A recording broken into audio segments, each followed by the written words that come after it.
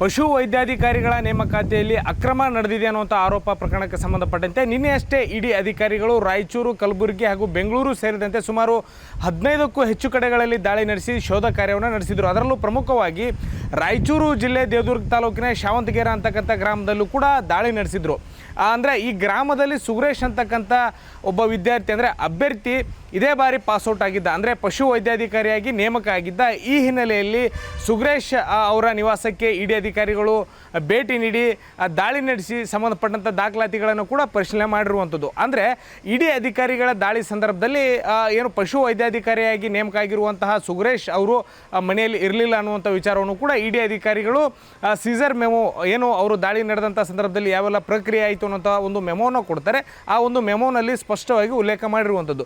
ಮತ್ತೊಂದು ವಿಚಾರ ಅಂತಂದರೆ ಇಡಿ ಅಧಿಕಾರಿಗಳು ಸುರೇಶ್ ತಂದೆ ಸತೀಶ್ ಬಾಬು ಹಾಗೂ ಅವರ ತಾಯಿಯನ್ನು ಸಾಕಷ್ಟು ಸರಣಿ ಪ್ರಶ್ನೆಗಳನ್ನು ಕೇಳ್ತಾ ಹೋಗ್ತಾರೆ. ಅಂದರೆ ಸುರೇಶ್ನ ಹಿನ್ನೆಲೆ ಏನು, ಅಂದರೆ ತಮ್ಮ ಕುಟುಂಬದ ಹಿನ್ನೆಲೆ ಏನು ಅನ್ನೋಂಥ ವಿಚಾರವನ್ನು ಕೂಡ ಕೇಳಿ ಪಡೆದಿರುವಂಥದ್ದು. ಜೊತೆಗೆ ಈ ಸುರೇಶ್ ಶೈಕ್ಷಣಿಕವಾಗಿ ಎಲ್ಲೆಲ್ಲಿ ಓದಿದ್ದ ಮತ್ತು ಆತನ ವಿದ್ಯಾರ್ಹತೆ ಏನು ಮತ್ತು ಪಾಸ್ಔಟ್ ಏನಾಗಿದ್ದಾನೆ ಆ ಸಂಬಂಧಪಟ್ಟಂತೆ ಸಾಕಷ್ಟು ಮಾಹಿತಿಗಳನ್ನು ಅವರ ಪೋಷಕರಿಂದ ಪಡೆದಿರುವಂಥದ್ದು. ಇದರ ಜೊತೆಗೆ ಆ ಬ್ಯಾಂಕ್ ವಹಿವಾಟು ಯಾವ ರೀತಿ ಇತ್ತು ಅನ್ನೋದ್ರ ಬಗ್ಗೆ ಕೂಡ ಖುದ್ದು ಬ್ಯಾಂಕ್ ದಾಖಲಾತಿಗಳೇನಾದರೂ ಇದ್ದರೆ ಕೊಡಿ ಅಂತೇಳಿ ಆ ಒಂದು ಬ್ಯಾಂಕ್ ದಾಖಲಾತಿಗಳನ್ನು ಕೂಡ ನಿನ್ನೆ ಇಡಿ ಅಧಿಕಾರಿಗಳು ಪರಿಶೀಲನೆ ಮಾಡಿದ್ದಾರೆ.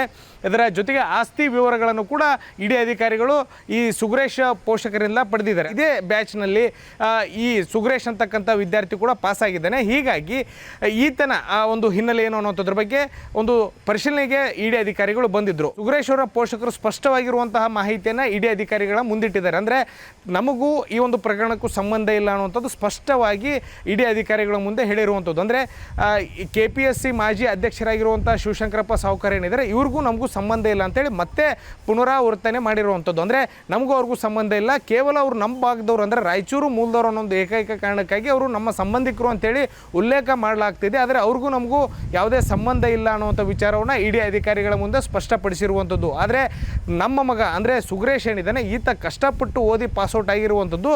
ಆತ ಎಲ್ಲೆಲ್ಲಿ ಓದಿದ್ದಾನೆ ತಾವೇ ಖುದ್ದು ಅಲ್ಲಿ ಹೋಗಿ ಭೇಟಿ ಮಾಡಿ ಆತನ ಹಿನ್ನೆಲೆ ಮತ್ತು ಆತ ಯಾವ ರೀತಿ ಏನು ತರಗತಿಗಳಲ್ಲಿ ಏನು ತಲ್ಲೀನರಾಗ್ತಾ ಇದ್ದ ಈ ರೀತಿ ಸಾಕಷ್ಟು ಮಾಹಿತಿಯನ್ನು ತಾವು ಕೂಡ ಪಡಿಬಹುದು.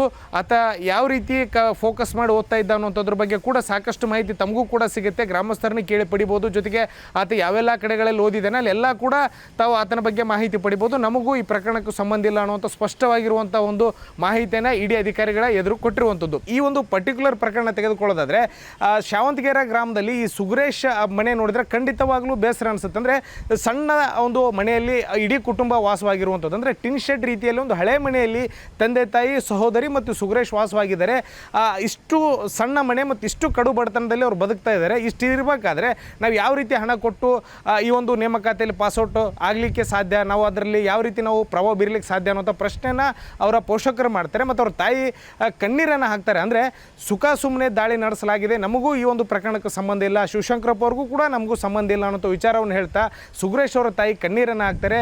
ನಮ್ಮನ್ನು ಬಿಟ್ಬಿಡಿ ಅನ್ನೋಂಥ ವಿಚಾರವನ್ನು ಕೂಡ ಅವರು ಪಾಪ ಪ್ರಸ್ತಾಪ ಮಾಡ್ತಾರೆ. ಅಂದರೆ ಅಷ್ಟರ ಮಟ್ಟಿಗೆ ಮನನೊಂದಿದ್ದಾರೆ. ಈ ಸುರೇಶ್ ಅವರ ತಂದೆ ಏನು ಸತೀಶ್ ಬಾಬು ಇದ್ದಾರೆ ಅವರ ಒಂದು ಮೊಬೈಲ್ ಫೋನನ್ನು ಮಾತ್ರ ಜಪ್ತಿ ಮಾಡಿರುವಂಥದ್ದು. ನಿನ್ನೆ ಇಡೀ 4-5 ಗಂಟೆಗಳ ಶೋಧ ಕಾರ್ಯದಲ್ಲಿ ಕೇವಲ ಇದೊಂದು ಸೀಸರ್ ಮಾತ್ರ ಅವರು ಮಾಡಿರುವಂಥದ್ದು ಮತ್ತು ಅದು ಸೀಸರ್ ಮೆಮೋನಲ್ಲಿ ಸ್ಪಷ್ಟವಾಗಿ ಉಲ್ಲೇಖ ಮಾಡಿದ್ದಾರೆ. ಅಂದರೆ ಜೊತೆಗೆ ನೀವು ಯಾವಾಗ ಕರೆದ್ರೂ ಕೂಡ ನಾವು ತನಿಖೆಗೆ ಹಾಜರಾಗ್ತೀವಿ, ವಿಚಾರಣೆಗೆ ಹಾಜರಾಗ್ತೀವಿ ಅನ್ನೋ ಒಂದು ವಿಚಾರವನ್ನು ಕೂಡ ಅಧಿಕಾರಿಗಳು ಹೇಳಿ ಕಳಿಸಿದ್ದಾರೆ. ಪೂರ್ಣ ಪ್ರಮಾಣದಲ್ಲಿ ಇಡಿ ಅಧಿಕಾರಿಗಳು ಅದನ್ನು ಒಪ್ಕೊಂಡಿದ್ದಾರೆ. ನಂತರ ಈ ಸಂಬಂಧಪಟ್ಟಂತೆ ಇನ್ನೇನಾದರೂ ಅವಶ್ಯಕತೆ ಇದ್ದರೆ ತಮ್ಮನ್ನು ಸಂಪರ್ಕ ಮಾಡ್ತೀವಿ ಅಂಥೇಳಿ ಸದ್ಯ ಇಡಿ ಅಧಿಕಾರಿಗಳು ಹೋಗಿರುವಂಥದ್ದು. ಇದು ಸದ್ಯ ರಾಯಚೂರು ಜಿಲ್ಲೆಯಲ್ಲಿ ನಡೆದಿರುವಂತಹ ಒಂದು ಇಡೀ ದಾಳಿಗೆ ಸಂಬಂಧಪಟ್ಟಂತೆ ಇರುವಂತಹ ಡೆವಲಪ್ಮೆಂಟ್.